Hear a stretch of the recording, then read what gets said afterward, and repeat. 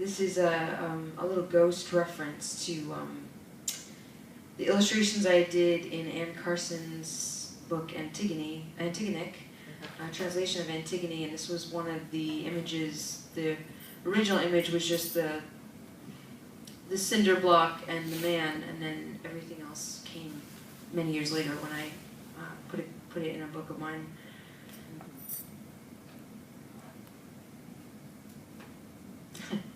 This is another just one-off. Okay. Communications with the dead. Last night you called me on the phone. I could hear your late great cats mewling in the background. I could hear the one with the bad purr crackling. The wind was knocked out of all of you. I'm hungry, you said. No one comes by anymore. In my dumb head, I continue constructing the wrong things. I cannot fathom you. The extensions on your house get more and more elaborate. I sit in my seat condemned, a lesser character, a messenger in this Greek tragedy. One who cannot leave the prison of pleasure and life. Because you love, you come apart.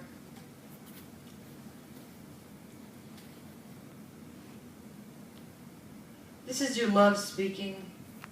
Your hair is wonderful today. This is a microscopic caress at a party that burns until 5 a.m. This is the dead fathoming. This is coming home with your gorilla heart all disordered. This is feeling like a steamboat swaying at the wharf at midnight. But this is also your life, made with your clumsy hands. Your brain lighting up when you see a beautiful woman eating French fries in a dark bar. Your head split down the middle by a brook, each hemisphere divine, witchy. Out of your depths, your trouble, your grief speaking, the crazy absent fathers all breaking wind and the fire engorged, and your heavy body is getting up and going. This is starting a sentence with, I've never told anyone this. And you're gruesome, hungry, at the edge of the earth where the dead wait from a babble in the ground in a vortex of quilts. The dead, they are listening. They want to be loved. They want to be remembered correctly. We bring ourselves to the river, and we feed ourselves coffee and blasts of airborne opiates. This is bone dust, a fistful of mint, the collected writings of Dante that cover everything in a brunette wood. There's the clear image of someone beside you who looks just like you, but can get bluebottle flies to land on her finger. This is the optic nerve in endless reflections of your friends. This is your friends making you a massive cake, filled with blackbirds and figs, making halos with their hands, saying loyal things, and getting emotional. This is leaving a dark bar with them. In the cab ride home, you lay in each other's arms.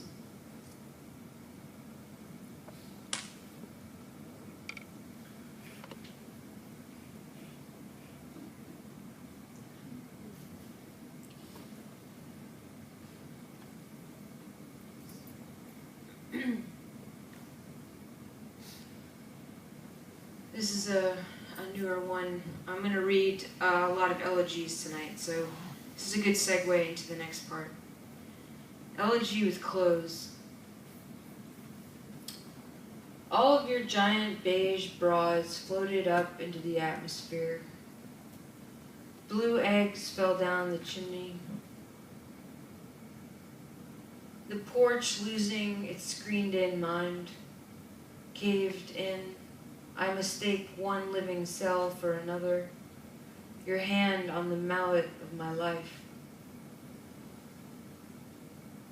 You come detonating mid-air with your own grief, it's not even mine.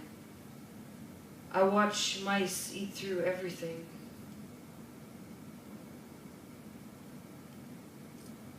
The world begins a wolf tied to a flower.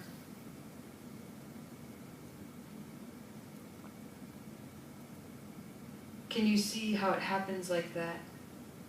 Something too violent is attached to something too living.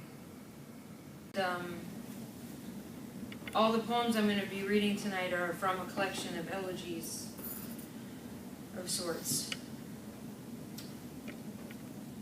This first one's called Making Applesauce with My Dead Grandmother. I dig her up and plop her down in a wicker chair. She's going to make applesauce and I'm going to get drunk. She's cutting worms out of the small green apples from the backyard, and I'm opening up a bottle. It erects like a tower in the city of my mouth. The way she makes applesauce, it has ragged strips of skin and spreads thickly over toast. It's infamous. Eating it is as close to God as I'm going to get, but I don't tell her. There's a dish towel wrapped around her head to keep her jaw from falling slack. Everything hurts, but I don't tell her that either. I have to stand at the call box and see what words I can squeeze in. I'm getting worried. If I dig her up and put her down in the wicker chair, I'd better be ready for the rest of the family to make a fuss about it. I better bring her back right. The whole house smells of cinnamon and dust. We don't speak. She's piling the worms, half alive, up in a silver bowl. She's throwing them back into the ground, right where the body should be.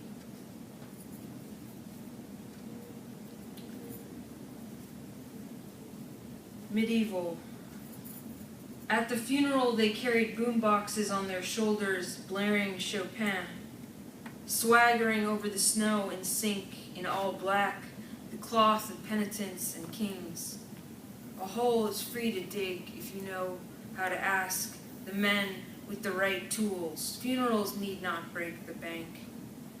Like the procession of Danes and Dukes in Hamlet in the muddy woods, no embalming, no facade, no priests, no love, no bagpipes, no rug of plastic grass. Funerals are like poker games in the back room at the Mobius strip club of grief. The stakes are high. You have to get pneumonia to get in. You have to cough and gurgle. You have to have a cat on your knee and refuse to eat. So, after my grandmother died, she was a poet and she had written so much about grief in her life. She lost her husband when he was very young, very violently, and she never recovered from it and wrote obsessively about it in her own work, as well as about other losses, but that was the biggest one. And I after she passed away, I started realizing, reading her poems, just how chilling it was, how accurate her poems were about what it felt like to grieve. And she had one poem in particular called The Mobius Strip of Grief. And I thought it was such an apt title because there's something, the Mobius strip, if you probably know, is an infinity, basically. Just the endlessness of grief in families and how it's almost passed down from generation to generation and so learned from children, from their parents. And I started thinking of her as existing in this place that I started calling the Mobius strip club of grief. So all these poems exist in that in-between place. At the Mobius strip club of grief, come on in, the ladies are XXX. If you want the skinny ones, we've got skeletons crackling around the poles. Over at the bar, there's Bertha, with her breasts that hang to her stomach, gorgeous with a shaken drink and murderous with a maxi pad. At the Mobius strip club of grief, all the drinks are free. Grandma's grocery store rosé in gallon bottles on every table. And the dead don't want your tips. They just want you to listen to their poems. Don't do anything potentially dangerous and call every once in a while. In fact, they tip you at the Mobius strip club of grief with checks. With a sigh, they'll throw one down at your feet. We make it rain with checks. Wait until next Monday to cash. Then the dead are sitting down in the back of the club, dying further, sniffing, shuffling into the bathrooms, holding their skin in their hands, farting methane and sobbing across the stage with their last meal. It's the raciest show in town. And ladies, there's men too, hanging themselves on the bathroom doors and from the rafters, totally naked, with their cocks in their hands, tears coming down their faces. Ladies, you'll love how their feet smell, how their bones protrude, how they leave no note.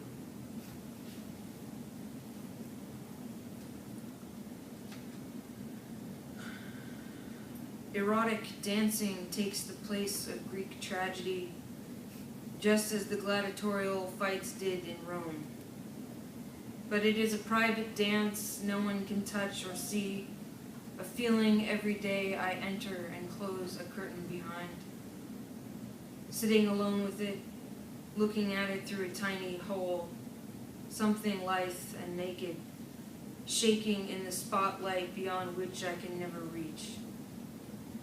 Remember that suffering cannot do what it did for Christ. We do not get to go home afterwards, cannot be imagined into the arms of the Father. See how I do not rise up or shift the stone, do not inspire a nation. I sit at the bar consuming fried food, put $5 into the machine and shoot bucks with a long green rifle, not speaking, not calling out anyone's name. Just me and the deer, grazing in a clearing in the woods. I can't tell anymore who I am grieving. Something bigger and more catastrophic has died, but died out of necessity. Something that thought itself into indispensability, burst from every atom, outward, like autumn fireworks over the lake. I'm just recording its scream and glitter down, just making a serial from its fantastical, dazzling demise. I can't tell anymore if I'm grieving you particularly, or simply the circumstances brought about by your life and death. I find erroneous, this big grief, like those limbs people find in their beds and throw down onto the floor, only to be told again and again when the whole body is thrown with it that it is attached, it is theirs, they were born with it.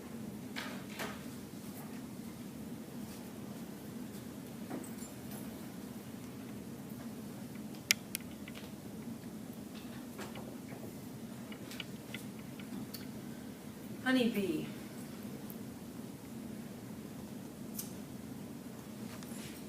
When the male enters a female honeybee and manages climax, his genitals explode and break off his body. It is the most dedicated orgasm in the universe. His penis stoppers her like Ali Baba's boulder at the entryway to a cave of treasure. She's sealed with a spell. Having let loose their tragic progeny and prevented another from entering her, the male bleeds out and dies in the grass. This really happens. So it is at the Mobius strip club of grief. Off hours, the dead wait at the center of the room, sitting backwards in chairs, lounging in nipple tassels, reading goodbye letters that had been tucked into the casket. The disco ball in the center of the room is like a flamboyant, pockmarked moon spinning silver acne over the dancing dead. The pollen is aching. When it's time, the competition is fierce here in the air. 25,000 males assemble and compete for a single deadly orgasm. Progeny is everything here. Our motto is, I'd rather be dead than share you with another.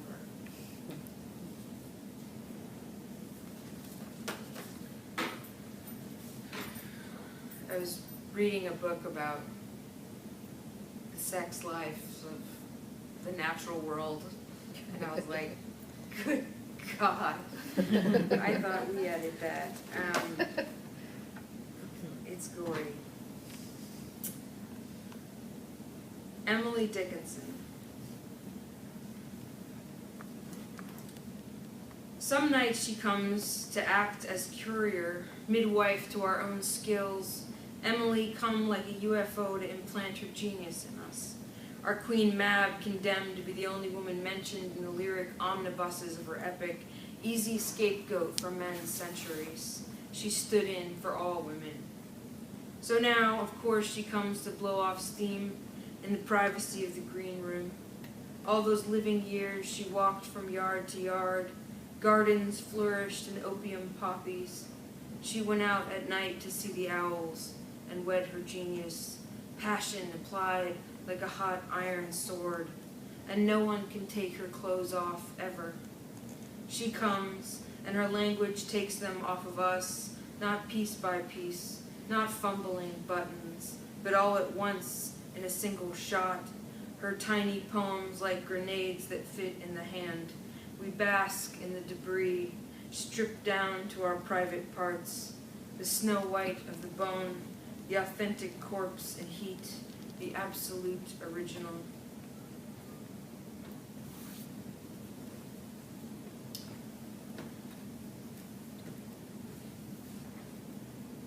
Lap dance.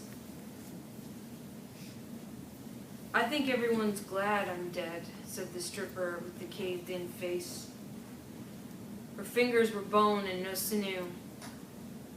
She flapped her arms at the two wrens caught up in the rafters, staring down onto the empty dance hall. Tiny chirps rained like sparks from an electric saw in their little hearts. No one here is glad anyone is dead, but there's a certain comfort in knowing that the dead can entertain us if we wish. We line up outside looking drowned, telling whoever comes our way that we are falling very fast and that we are fine. The dead are wrinkled as jet streams cutting across the room with glasses on their heads, B vitamins under their tongues.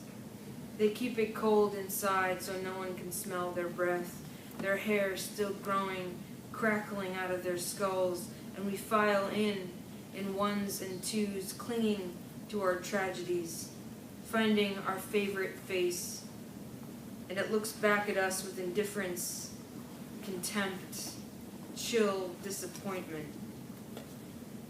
You never came much when I was alive, says one with red hair, laying on her side like a Botticelli on a stage. And now you want a piece? $20 for 5 minutes. I'll hold your hand in my own. I'll tell you you were good to me.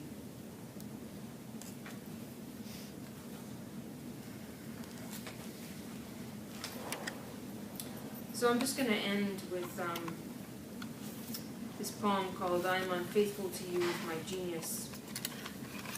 And thanks for listening, and it's great to meet you all.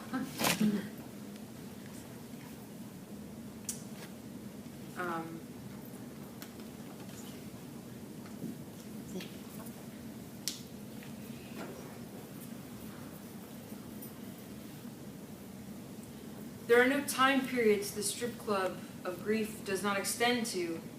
It's a priori, omnipotent, a saloon of the underworld, full of noblesse with their vast sprinkling of literature and philosophy, women of letters who cast about in their intimate coteries the halo of their own genius.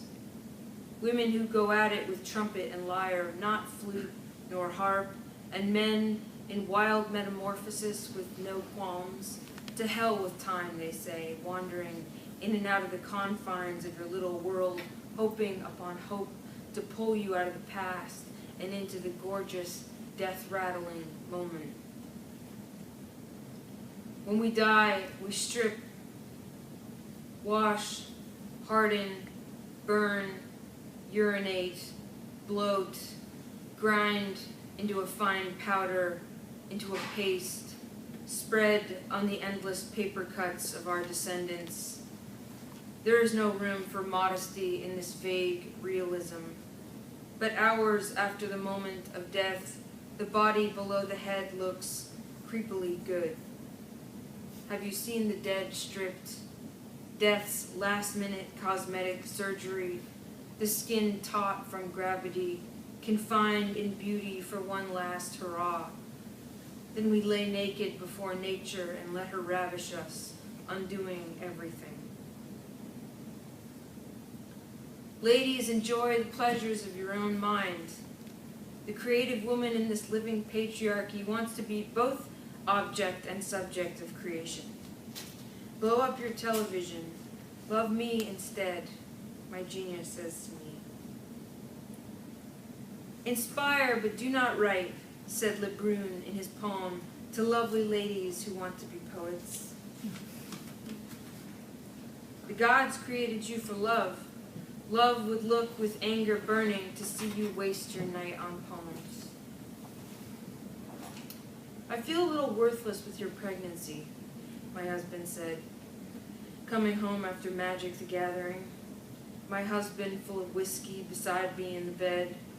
Men created a patriarchal society in order to be indispensable. Simple scientific preparation of a sperm bank could make them totally valueless. When men saw what women could create, they freaked out. And from that crippling feeling of inadequacy, at being unable to bear children, men went on to make us think that they were the creators, but it's all a lie. I thought this was a very wise observation, and I agreed. Inspire, but do not write, said Le Brun to women, hoping that women would not notice that we were already built to write, born ourselves a loaded gun, ready to produce language and meaning and sense. True, women like to inspire, they're not greedy about it. They temper their minds in order to give. It's a delicate blending of many gifts, not the supremacy of a single one. It implies taste and versatility, with fine discrimination and the tact to sink one's personality, as well as to call out the best in others. Ponce Denis Le Brun, literally the French Reign of Terror's official poet, and in his private life wielded his particular horrors, beating his wife in his rages. His own mother and sister helped her escape. Critics agree, a few fine strophe, but not one good ode. We drink to his death and to his failures.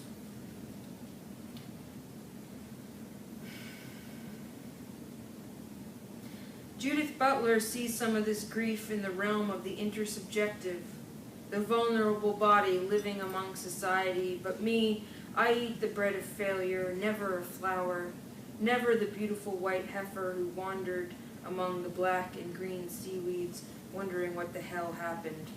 I was never hidden by Jove.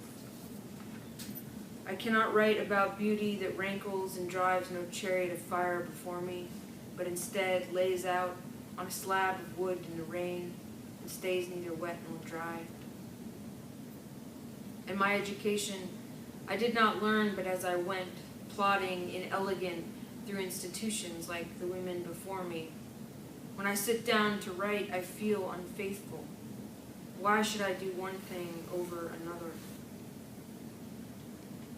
You, your husband, your children, whose genius am I among? You plucked the pencil from your lover's hand. I'm sitting in his old office in your spinning wooden chair, and now you are both dead.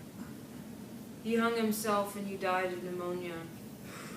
Out in the backyard, furthest from the brook, you lie like a vampire in your chest. If I could go out and dig you up and rub your leathered face with mine, I would. Like Antigone, I would ruin myself for you. Your skull is so close. Your body is so near. I could stand on it like a stage, bow and let the lights fade. You raised me like a poem is raised, far too undone, a single wolf, stalker, woman's external demon of genius, and I take no other, fall at the feet of this sex to whom you owe your mother. Thank you so much.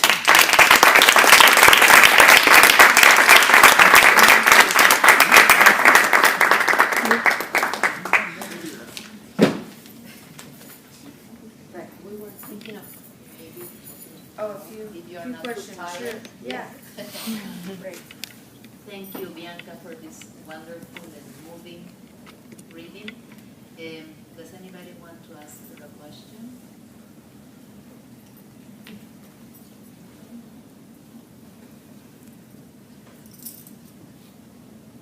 I have a question. Okay. Yesterday you mentioned how you got into poetry comics through a friend of yours who told you about it. So I was wondering if you could tell us briefly about this new genre or form. Yeah. There's so much. There's so much to say about what is and isn't poetry comics, but in general, it's this movement of people who have noticed the similarities between poetry as a form and comic books as a form.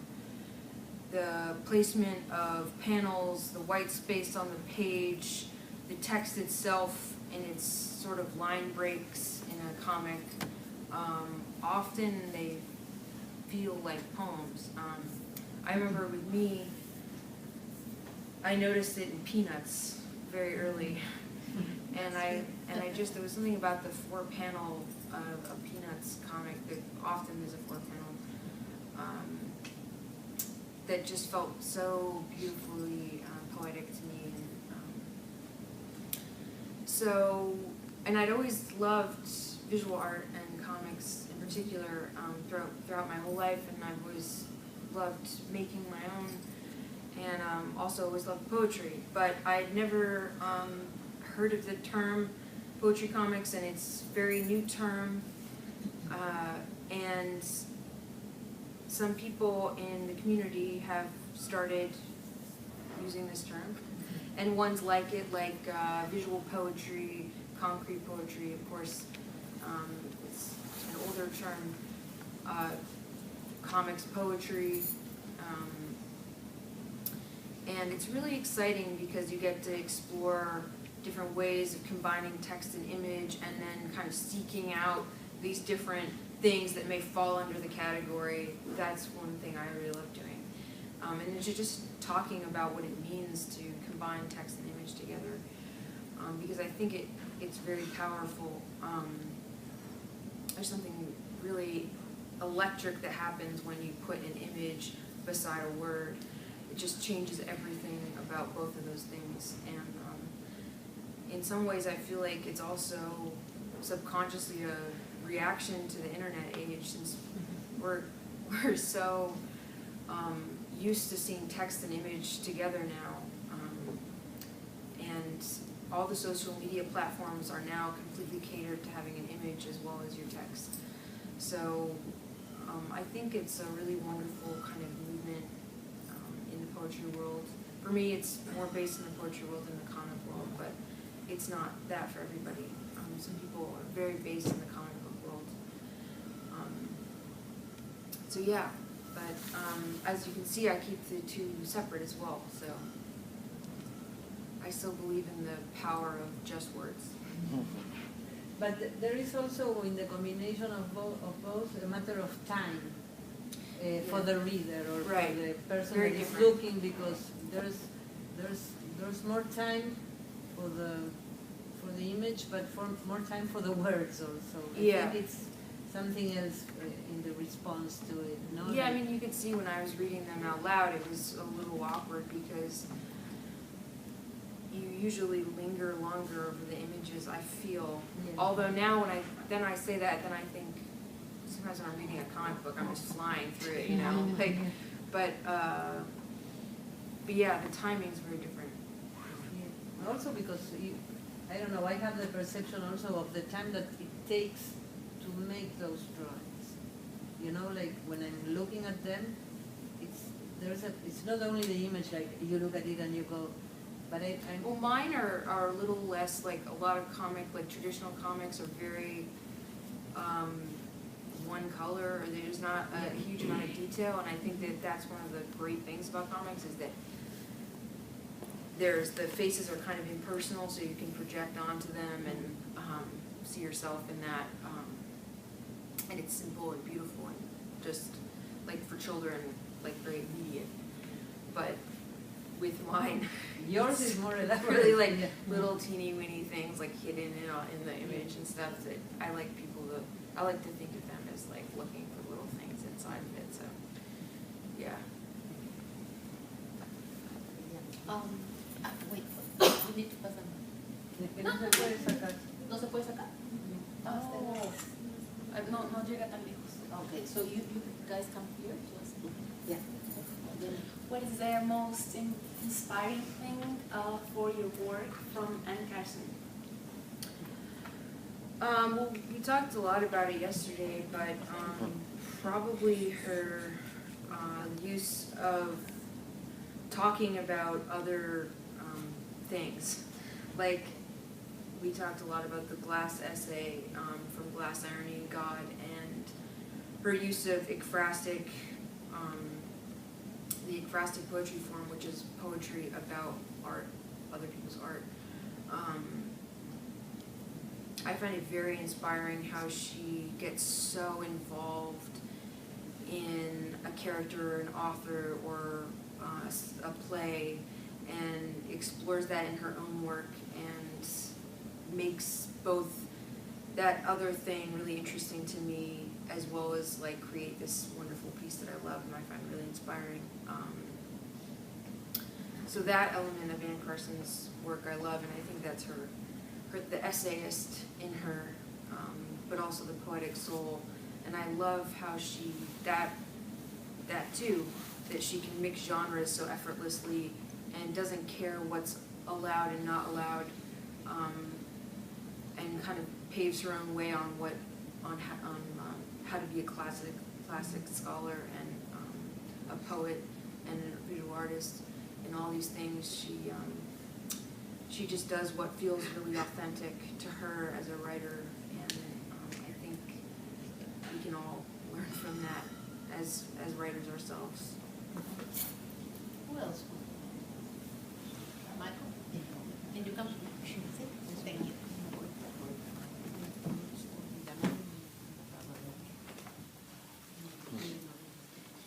Bianca, yesterday you spoke about your interest in ekphrastic work, right? Yes. And my question is, have you considered performing that exercise with a text that isn't written in English, in a language that's foreign from yours, and instead of doing the type of artistic translation with a text you truly understand, maybe depending on the shape of the letters or the sound of the language? I think that's amazing. I mean, I know people who have done things like that. From what I understand, you're saying is translating a text that you're not even if you're not familiar with the other language. Yeah. Finding a way to collaborate with it and translate it. What Anne Carson does, her use of the word translation, I find really incredible, and I think she's changed a lot of people's perceptions about what translation can be. And I love that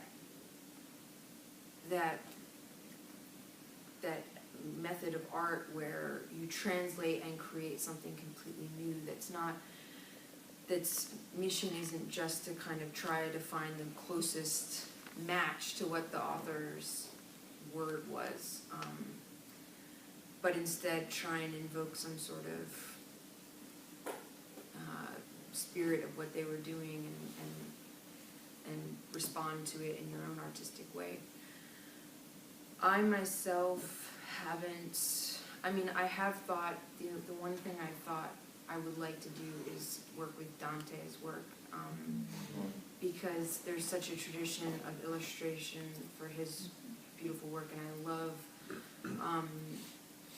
his books so much, that I always thought that that would be something I could experiment with, but, you know, it would be a very experimental translation. If I were to translate it, it would be very experimental because I don't speak Italian, and, you know, but I could have a lot of fun with it, I think. Of course, it would mean something to you, right? Even if Yeah. you don't, say, grab the entire meaning of it. I think, for example, I can appreciate the sound of Arabic, right? But if I see it on paper, it's more Visual. visual, Yeah. right? I can't read it. I know when I see Arabic on paper, there's no sound in my head, really. Although, yeah, Arabic is so beautiful to listen to, too. Yeah, I mean, that would be, though, if you were, I don't want to, like, misappropriate either. Like, there's, I don't know, like, if, I don't know. Like, playing with somebody else's language, I mean, why not? I don't know, if you did it in a completely authentic, you know, from a place of really good intentions or something. It's kind of like the homophonic translation, no? Like you don't know the language and you translate through Yeah. the sound. But it Yeah. would be the sound through images, no? I'm trying to remember, I think it was the book, The Flowers of Bad. That was, huh?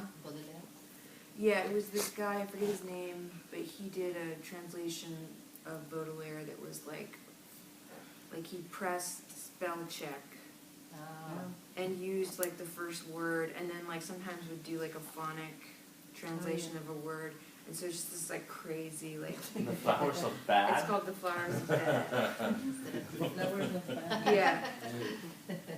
Sorry. What brings you to the elegy as a poetic form? I sensed a connection with the dead, both from the familial side, but also from the poetic side. On the one hand, your grandmother, and then on the other hand, Emily Dickinson. I also sense that partially some of the power of your elegies, I felt a political strength, a political force together with the poetic force. How would you describe your relationship to the elegy as a poetic form? I think there's so much there. I started writing elegies after my grandma died simply because I felt very driven to.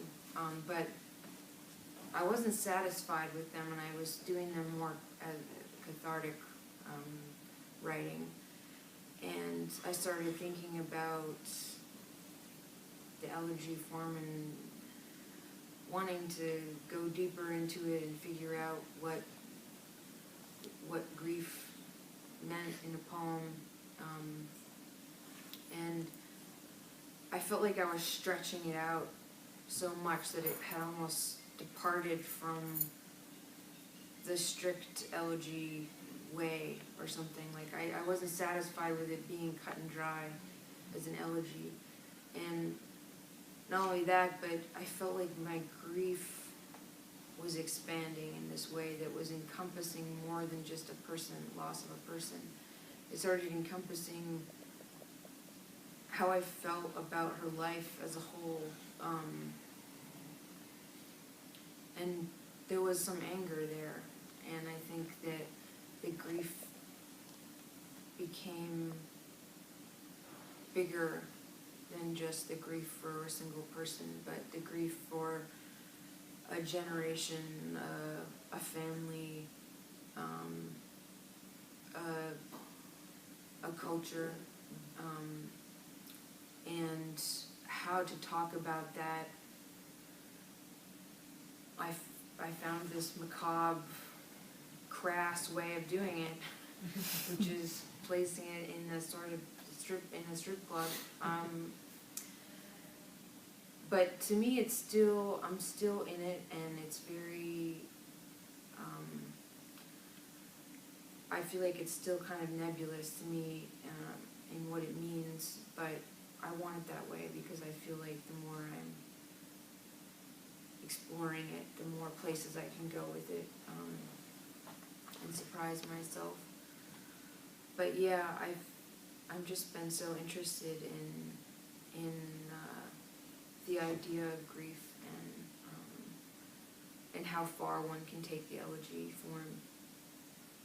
It's almost like, I feel like a love poem, because so much of poetry can be a kind of love poem.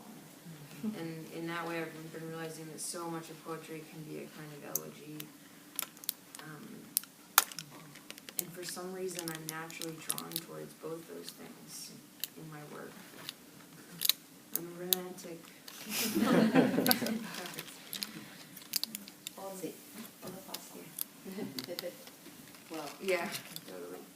Thank you, Bianca, thank you Thank again. you. And let's go out there to have a toast. Thank you so much.